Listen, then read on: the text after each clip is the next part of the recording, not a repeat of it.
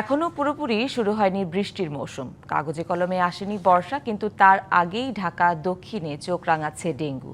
অলিগলি থেকে বহুতল ভবন, নির্মাণাধীন স্থাপনা থেকে বসতবাড়ি, নগরের প্রায় সর্বত্রই মিলছে এডিস মশার প্রজননের চিহ্ন। খোদ সিটি কর্পোরেশনের জরিপ বলছে ডেঙ্গুর ঝুঁকিতে রয়েছে 63টি ওয়ার্ড, যার মধ্যে 27টি উচ্চ ঝুঁকিতে। এই পরিস্থিতিতে ডেঙ্গু নিয়ে বাড়ছে নগরবাসীর উদ্বেগ।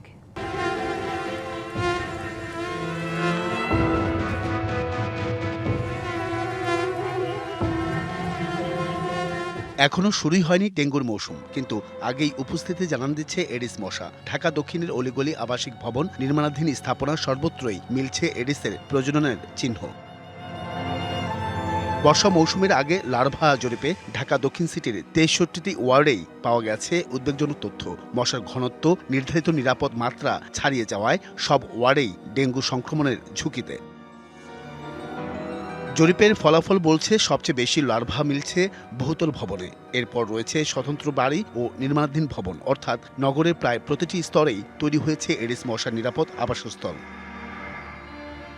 এমন বাস্তবতায় বাসিন্দাদের মধ্যে বাড়ছে উৎকণ্ঠা, বেশি ভয় শিশু ও বয়স্কদের নিয়ে। রিক্সে আসে অবশ্যই ডেঙ্গু তো রিক্সে আমরা এই শিশু বাচ্চাগুলো তো ঠিক মতন থাকতে পারি না। আমরা ঝুঁকিতে আছি, অন্ত ওষুধপত্র কিছু দেয় না। সিটি কর্পোরেশনের লোকগুলা আয়া দেখা ওই মাথা জায়গায় ওই কোন জায়গায় যে ওষুধগুলো দেয় হারেই জানে।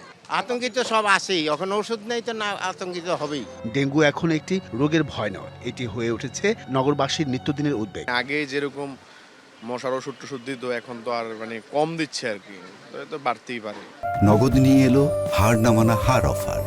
সর্বনিম্ন 10,000 টাকা রেমিটেন্স নগদে পাঠালে থাকছে স্বর্ণের হার জেতার সুযোগ।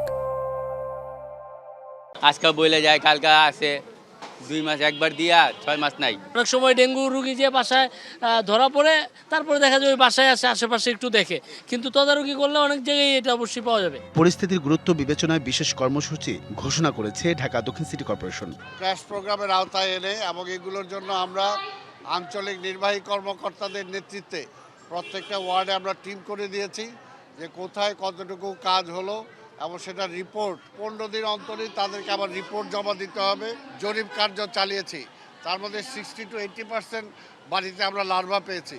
তাদেরকে আমরা সতর্ক করেছি, আর ভবিষ্যতে যদি তারা সতর্ক না হয় তাহলে মোবাইল কোড দিয়ে তাদেরকে জরিমানা, জেল যা যা করা দরকার আমরা করব। বিশেষজ্ঞদের মতে ডেঙ্গু প্রতিরোধের সবচেয়ে কার্যকর উপায় মশার প্রজনন স্থল ধ্বংস করা। তাই সিটি কর্পোরেশনের অভিযানের পাশাপাশি নগরবাসীকেও হতে হবে সচেতন।